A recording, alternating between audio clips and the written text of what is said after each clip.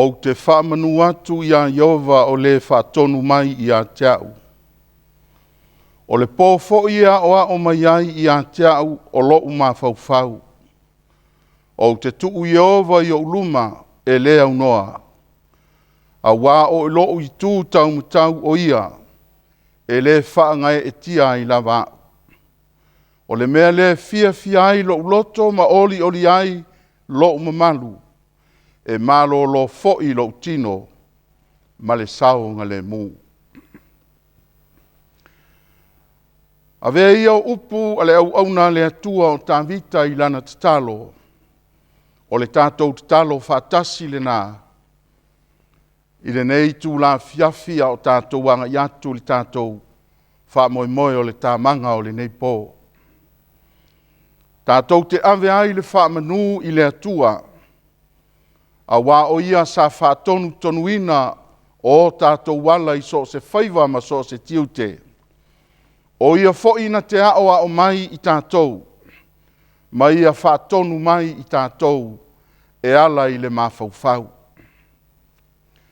Whai mai le upua tāwita o te tuu Iehova i o uluma e lea unoa. A wā o loo i lona i tū tau matau o ia. E whātupu ai le fia i lona loto, ma whātupu ai le oli e mālolo ai i lona tino. O le atua le nā, sa ia whātautaia lau tau wholaunga ma le tātou whainga malanga. E le ngata mai le nāulua i aso se ia pā ia le o ngā tonu o le neiwa i aso. A o leo atini tau nuu le tātou whainga malanga, i le whamoemoenga o le tāmanga o le nei fo ia fiafi. Fia leo le nganga o te whawheilo i atu le ngā luenga o ao i le lalolangi atoa. Mai le tasi tū lalolangi se ia pā ia le tasi tū lalolangi. E le ngata i mata ngā luenga i fia o le ngā luenga o ao a le kālesia so fitu sa moa tū tō tasi. Ai o te fia e whawheilo i atu. E le ngata i lana au na te itai, le sunga i a pasta wili papu, le whaletua i atiana ma le ainga. Ai o te fia e whawhelo i atu. I sui tō fia o le komiti o na vaenga ese, ma o na tō finga whapitoa. O te whawhelo i atu i le nofo a ta ita i mitanga luenga i fia, mai Amerika se ia pā ia lau whanua o Samoa. Ia ai maise o le lavaloa o le ngā luenga o ao i le lalolangi ma o na tangata.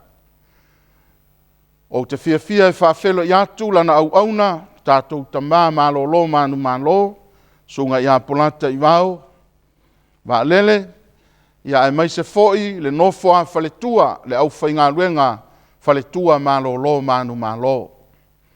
E vi ia le atua i lana taita inga o te talitonu o lo tātou maua whātasi, le neia fiafi o le tāmanga e ala le soifua maua ma le langi e mamā. Pei o la tāwita, e whātupu e le atua le oli ma le fia i o tātou loto. A wā o lo oi le tūtau matau o ia na te leo, e le ngata i loutou soifua e maise lo tātou wola. Ia e maise o lana taita inga o lo mauai le fia ma le oli. E o ilawa ina iai lava singa i loutou soifua ma lo tātou wola. Tusa o le tātou savalinga o anga i atu le whai unga o le nei tausanga. Pei tai, o lo tātou wa aia pēa le au manu mā lo le atua, le ngata o lana teita inga le soifua o lana au na teitai, o le na tō fia mai le langi le atua ma le whaletua, e tusa o le teita inga o le nei ngā luenga, ia ai maise o le lava loa o le kālesia i o na tofi ma o na tiute, e o lava i tūpulanga talavou a le kālesia o ao le lalolangi. Vi ia le atua, nei a fiafi e talitonu, o lo au tau maua le soifua maua ma le langi e mamā, ai maise le mawalunga o le taita inga le atua, i lo tau soifua ai maise lo tātou wola.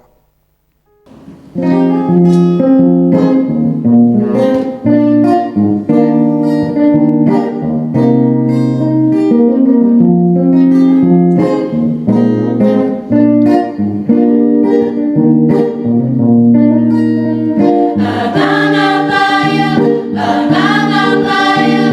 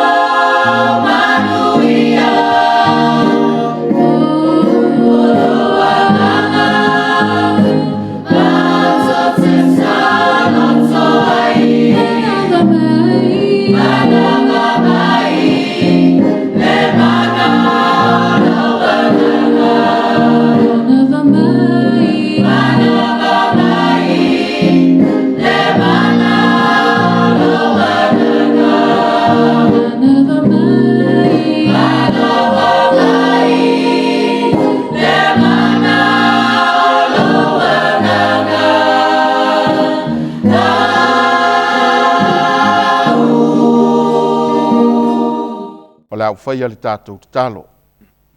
Lo mātou te mai o i le langi, mātou te whala talata i la uafio i le neitu la fiafi ma le anganga ma walalo. E mua o na mātou whapea ifo, i a fo i pēa le vi inga i la uafio e whaavavau lava. Wa e talitonu o mātou loto o lo iai lau taita inga, e le ngata e a fua mai lau o na teitai, o le nei ngā luenga i le lalolangi a toa ma le ainga, a e talitonu fo i o mātou loto o lo o manuia le lavaloa o lau i kālesia, i o na ulu ma o na taitai ma o na tūlanga tofi ese, a e maise le nofo a mata ngā luenga, i tū e fia o le lalolangi o lo iai lau i kālesia, ma lau ngā luenga au au. Ua mātou whaala talata i o luma i le nei a fiafi. A wā o le pō le nei o le pō whapitoa. Mātou te sā ili ai i lau fio. E le ngata i lau a fionga. Ai mātou te tuina tuai i a te oe. Mana onga whapitoa o lau ngā ruenga wao. A o mātou wanga i atu le atua i le whaai unga o le nei tausanga. Mātou talo ia iau whaamnianga mai Amerika se ia pā ia Samoa. Le ngata i matanga luenga teitas. Ai whapena ia i la tau na e whirifilia whapitoa. E tutu i matangiolo le teita inga o matanga luenga. Whaamanuia i sui tō fia o le komiti. Ma e whaamanuia le atua i ta māmati nā mātutua o au sina. Le au whai ngā luenga mālo lo mānu mālo. E o lava le atua i tūpulanga talavou o lau ngā luenga au le lalolangi. Ia tōfusia i mātou i manuia o lau fio, a o mātou whaala talata mātou te tāpua i atu i a te oe. O lau upu i le nei pō ua filifilia, a lofa e te whaau umai le langi ma e whapa ia, o lau au na vai ma le whātau wā. Whātumu i lau tumu mai le langi, e te sila fia le atua e te tau, o na whao ngā ina ai lau au na vai ma le whātau wā, o se mea whai ngā luenga i au lama au. Whaamanuia le sauninga i le nei pō, whaamanuia le lalolangi a toa i lau i kāle sia au, ua mātou wāla au e ala i ai e sulo mātou wali, ma lo mātou whaola. Amen. E iai le tusi whaitau o le tātou, tamanga o le nei a fiafi po le nei pō. Pe tai o le tusi whaitau, e te maua i le mika i lona mata upu e ono. E te whaitau le whai upu mua e o le whai upu e valu. o le tusi filifilia le nā. Ua filifilia e mauai le whiau whaapitoa o le tamanga i le nei fiafi, po le nei po. A o le manatu au tū o le tamanga, ua whaau tuina e whapea, sole, ua whaali atu e ia ia te oe, le mea le lei. Sole, ua whaali atu e ia ia te oe, o le mea le lei. O le manatu au tū le nā le ua tāu whai atoa ai, le tātou tusi whaitau, e taitaina ai li tamanga o le nei fiafi. O upua le atua na tūsia e le au na o mika, a o le whiaua le atua na ave, ona o le manaonga o le atua i lona nu. Ona ua iai tū maanga ese ese, ua waaia ma ua sila mai le atua, ua ofi mai i tonu o lona nuu na ia filifilia. Ona tuu whaatasi lea o le au tū o le whiau e ala, i le tātou tusi whaitau o le neipo. Sole, ua whaali atu e ia te oe le mea le lei. O le vaenga mua o le tamanga i le neipo. O le whaamatalaina o mea le lei, ua whaali atu e le atua ia Israelu. Ai whaitau whai upo e wha, o le tusi filifilia, ua whaamatala ai. O le mea le lei mua na whaia e le atua, a wana o wha e mai ia te oe, ai le nuu o ai kupito. Na o wha e mai oe, ai le nuu o ai kupito. E le whaingo fie, le ka le sia o ao le lalolangi le au maina, e le atua o lona nuu mai ai kupito, a ngai i le nuu o le folofolanga, na folofola e le atua. E le ngata sa e maunga, a o le malanga sa ifo i vanu. A na au mai e le atua mai i le ai o ai kupito, ma ave ese mai e le atua, lona nuu mai to tonu o ai kupito, ma ave ese mai lau ele o ai kupito, ona o le wha moenga ma le finangalo o le atua. E whatau nuu lona nuu i le ai po le nuu na ia folaina. Ma fuanga leo le me mua na whai e le atua, ua ia wha e mai, lona nuu mai ai kupito. E le ngata ua ia au mai, ma wha e mai, le nuu mai ai kupito. Ai te whai tau le Isaia e ono sfurtolu whai upo e sfurtasi. E o sfurtolu. Na ia wha e mai. Ia te ila tau mai le sami ula. Au mai mua mai to tonu ai kupito. E le whai ngō fie le ave e seina. Sa iai wha fita uli ma whai ngata. Sa tau ma whai ai wharao e ta ofi le nuu o le atua. Aina saunia le atua le awala, e ave ese mai ai. E ave ese mai to tonu, o ele o le angasala, o le ele sa ifo i tu pua ai lona nu. Ma faa e mai e le atua, o le malanga sa malanga, e le ngata sa ai maunga. Ai sa ifo i vanu i le au ma le po. Ai fai mele moli mau, a le tusi o Isaia, e le ngata na ia wha e mai ia te ilatou, mai le sami ula. Whaatasi ai ma le leo, o lona lafu mamoe. Le atou mose. E le tu lafo ina i le atua lona nu. E le ngata wa ia wha e, ave ese mai ai kupito. Ai wa ia wha ui le sami ula.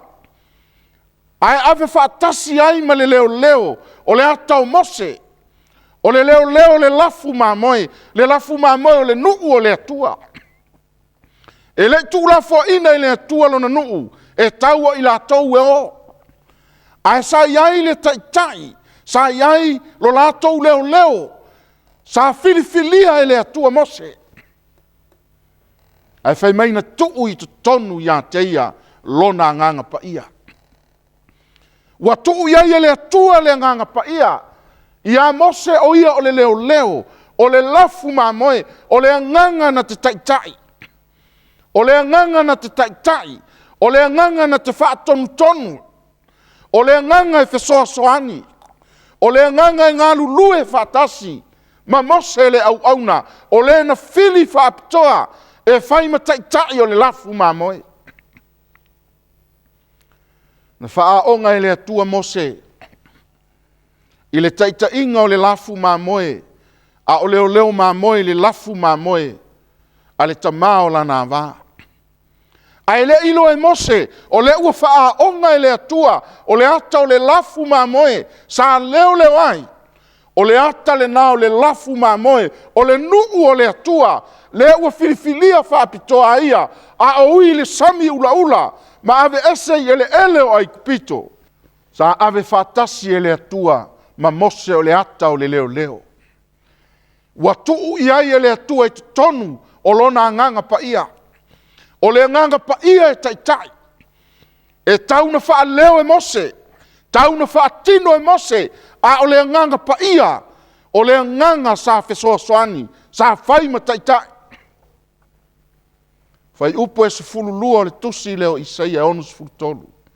Na taitai e ia te ilatou. E ala i le 5 tau matau o mose. Whaonga e mose le atua, a o le taitainga le atua, e whaatino e mose, a o le atua la iai, lana taitainga. Taitai e ia te ilatou, e ala i le 5 tau matau o mose. Whaonga ina i le atua lana au auna. Whai upo e sfurtolu, na ia taitai ia te ilatou, i mea lo loto. Le lo loto le sami ula ula, o le mele yo iai le vaaya Israelu, la tau tele iloa, le tafue o le sami ma le alikitai. Aina wha vaai iai le atua o la tau mata, e ala le taita inga le atua, ma wha vaai mea lo loto, o mele yo iai lo la tau iloa ma lo la tau silfia. Faali e le atua, faali e le atua o mele lei, mea fina ngalo ai le atua, i lona nuu na ia filifilia.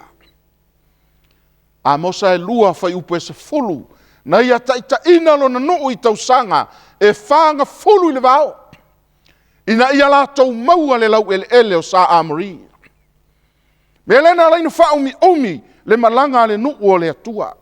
Na mafua na wha umi, e iai le mea lai fina ngalo ai le atua. E iai le mea lai nau le atua, e ta tau na maua e lona nu. Fas fulu tau sanga i le vao. Ai whamele tusio a mosa, na mafua na wha umi, fas fulu tau sanga i le vao. Ina ia latou maua le lau ele o sa amoni. Mele na laina fina ngalo le atua, e whaali ia Israelu o mea lei. Le nuu o le folofolanga. Vaenga lona lua. Na ia whaola lona nuu i le mea sa nofo polonga ai. Ai se ale mafuanga wa laina nofo polonga. Tu se numera e 2.5 al fai upo e lua. Wa ifo ma fai taulanga ia tua ese. Wa fai taanga. Wa ifo ma fai taulanga ia tua ese. Wa tuu le atua. E ta tau na whai taulanga iai. E ta tau ana ifo iai. E ta tau na au iai. E ta tau na lata iai. A ua lātou tu ua le atua. A ua lātou wifo i atua ese. Mafua anga lea. Wa laina e whaola e le atua. I le mea sa no nofo ai. Mea sa polonga ai. Ai sean mea na laina polonga. Ua ifo ma whai taulanga i atua ese. Ua whai taanga. Ua whai le tuina nau. Ua whai le me loto iai. Ua Faamalio lātou mana onga. Ma fuanga le na laina nofu polonga. A ua fina ngalo le atua. E whaali i mai mea le lei. O me sa whaia le atua. Tai ese le atua mai ai kupito, faa e maunga. Ave ese mai tutonu, o lau ele o ai kupito, o ele o le angasala, ele o le polonga. Faa ui tutonu o le sami ula. O le baptisonga le nā mo le nungu o le atua. Faa ui tutonu o le mele i wa ai iai o la mata. Aina wa ai le tafu o le alikitai ai sea. E fina ngalo le atua, e ta watu ya Israelu, o mea le lei, o mea fina ngalo ai le atua, ma fuanga le na lei, na umi o na whaata whea le atua. Fas fulu tausanga, ina ia lato maua le ele o sa amori. A le ua ia whaola le nu, whaola i le mea sa nofo polonga ai. A na mafua no nofo polonga, ua ifo mawhaita aulanga i atua ese. Whapena le ka le sia, mai le tasi tū lalolangi se ia pa ia le tasi tū o le tulu ingo le lalolangi. E fina ngalo le atua e whaali mai o mea le lei. E fina ngalo le atua, tātou tau ese mai le lalolangi, e iaile me ese ai oe, e iaile me ese ai au, e iaile me ese ai i tātou. Tātou te ui maunga, tātou te ifo i vanu. Whapena le wholaunga le asoa le ka le sia le atua. Wa amata o na tātou wa ei maunga. Wa amata o na tātou wa ai, o le a tātou wifo i vanu, o le atau whawhita auli, a o lo so i fua le atua. O le atua na te whaola i tātou.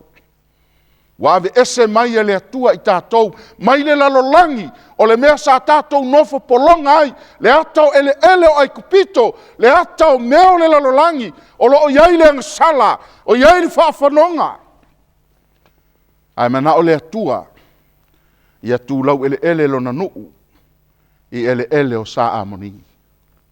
E soto e tors fululua fai upe lima, ma anga i fai upe fitu.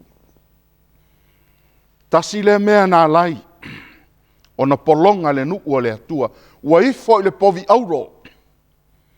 Ua fai tau langa iai ma fai mo lātou atua, o mea ma mate, a ua lātou whao ngā hina. E ifo iai, ma fai tau langa iai. Wa va aile i ilo le povi auro, wa va aile mātango fie, ai ngalo ai, o mea fe ilafi, o mea ma mate, o mea tupua o le lalolangi, a o le ua ifo iai, wa fai tau langa i atua ese. Wa ai ma se siva ma ua fai le angsala. Wa ai ma se siva. Mele wa leina polonga, aisea, wa se siva, wa tutusa matangata unu ese, tutusa matangata o le lalolangi, le kale sia, e iai le me ese ai oe malou vala awina. Po ame fe ilafi le lalolangi ni nei, po ame la le leima le matango fie, le kale sia wao, o mea mamate, e le se ola o iai. A le waifo iai.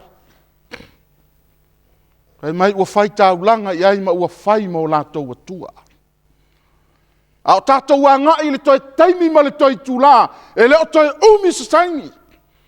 Ai manao le atua e whaali mai o mea le lei, e whaamanatu mai o mea na ia whaia, a o tātou wholau. Whapei o le nuu o le atua, na ave ese mai ai kupito, e a le tātou whai ngā malanga i maunga, e ifo i vanu, a e lai soi fua le atua. Na te le tu la fo ina. Wa ai masisiva ma ua whai le angsala. Nele aleina ese mai le kale sia le atua na ia whirifilia whaapitoa. E le siva whaatasi ma le lalolangi. Wa ave ese mai tātou e le atua, pei o na ave ese Israelu, i ele o ai kupito, le ele o le angsala, e tafe ai, e moni e fia i ai, e ma ona ai, e maua ai le sao lo tonga, a o le taunu unga, o le whaafanonga e whaavavau. A sirisila ni mta upo e tolu o le tusi o mika, whai upo iwa e o sutasi.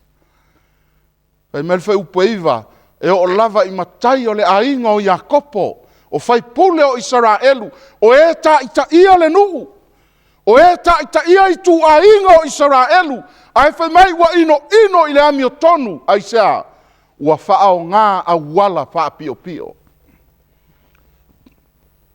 E pio mea o le lalolangi, au le kale sia le atua, e le mawhaina liu e tu mau.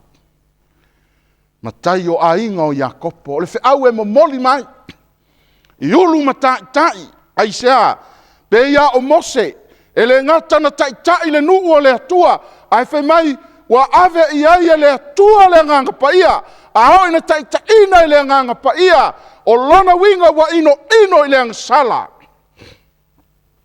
Wa ino ia o onga ma awala wha pio pio. Al melena leina to asa le atua. Fai upo e se fulu fai mai wa tia e siona ma Israelu, i le toto ma le amio le anga. Wa tina e siona, wa ino i le atua. A walato wa tina e siona o le nuu o le atua, le atau Israelu, e le ngata wa tina e le toto, a wa tina e le amio le anga. Pei mai o matai o ana o si taulanga o perfeta, wa ngā lulue i le fia fai taui, wa ngā lulue manao i se taui, wa o le nuu i le fia fai tupe. Mana o le atua e faali mai o mea le leisa i a faia. Ai pa ngā ua polonga le nuu o le atua, aisea, wa ngā lulue e fia fai taui, wa o le nuu e fia fai tupe. Ngā luenga ua walau ina i tātou e le atua, tātou te lemana o mia, se taui e taui ai i tātou le tino.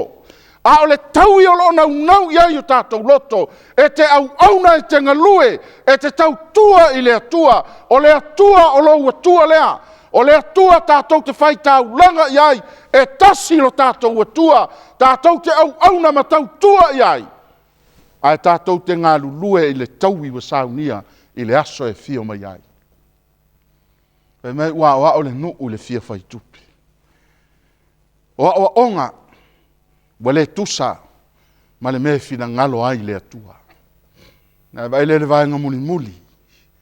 Na ia awina i luma o lona nuu o Mose, o Arona ma Miriama Aisea, o ila tau na fili fa apitoe le atua, wa iai le to mai, wa tatau ma uanga vaa, wa fa au penga ina fa ala ei awina, e ala i le loto tele.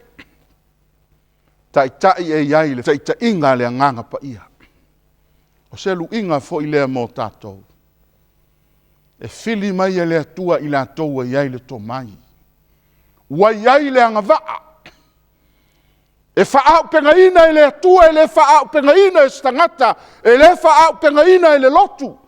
Ai whaau penga ina i le atua, ai sea. Wa whaala e awina i le atua. Wa ofu i le ofu o le lotu tele. Ha penale me fili ai e le atua.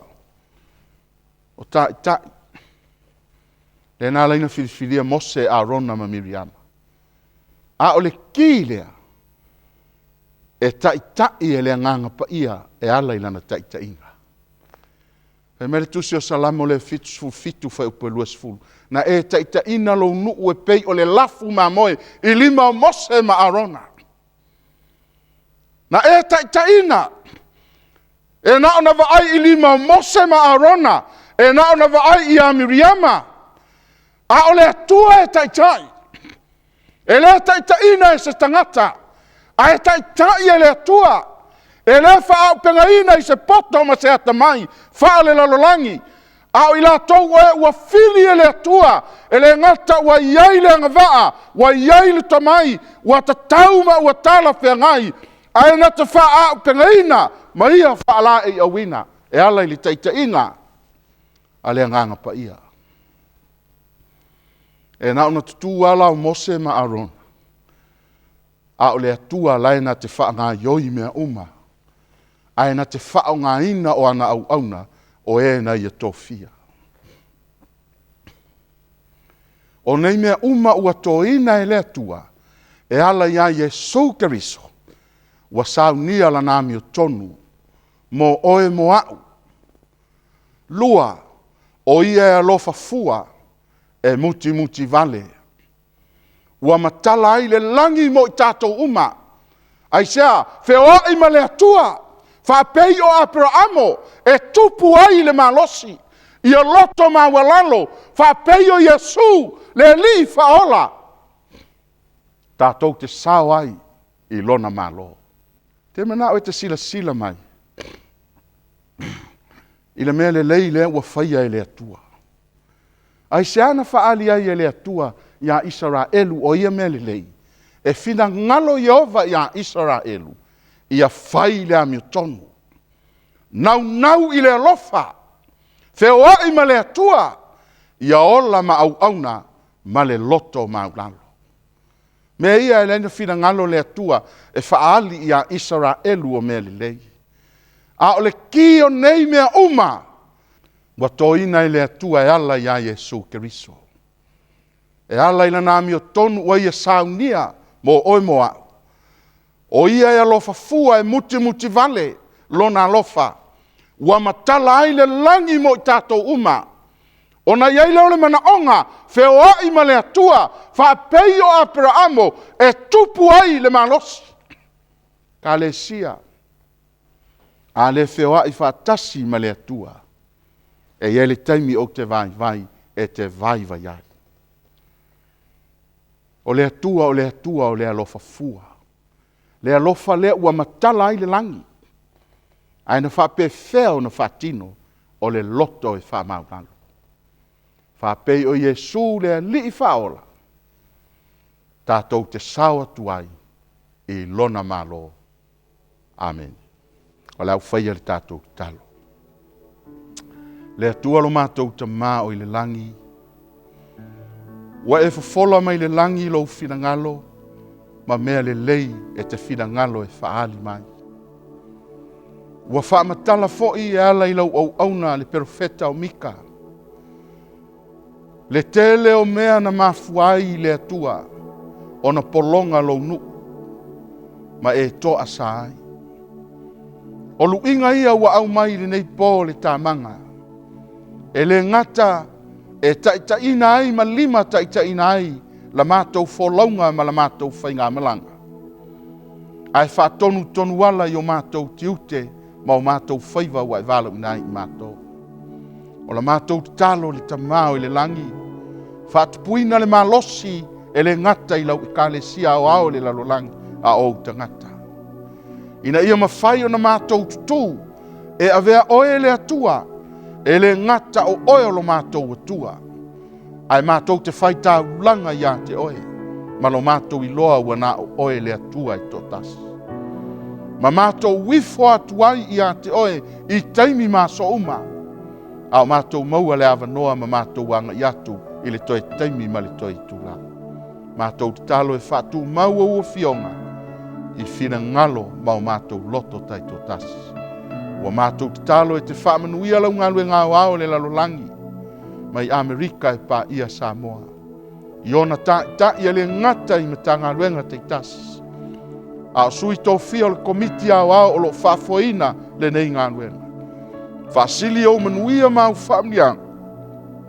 I lau o na te i ao o le na e filifilia. Ta mau a inga i le tino soi fua i la le anganga whatupu pea le atamai. Ai mai se le lava loa lau ngā luenga ao le au mātutua i au sina. E o lava le atua i le lau tele o lau ngā luenga ao i a tofusia i mātou i au whamia. Whamanuia i li nei a fiafi. Mātou te talo e ala i a te o Yesu lo mātou ali. Ma lo mātou whaola. Amen.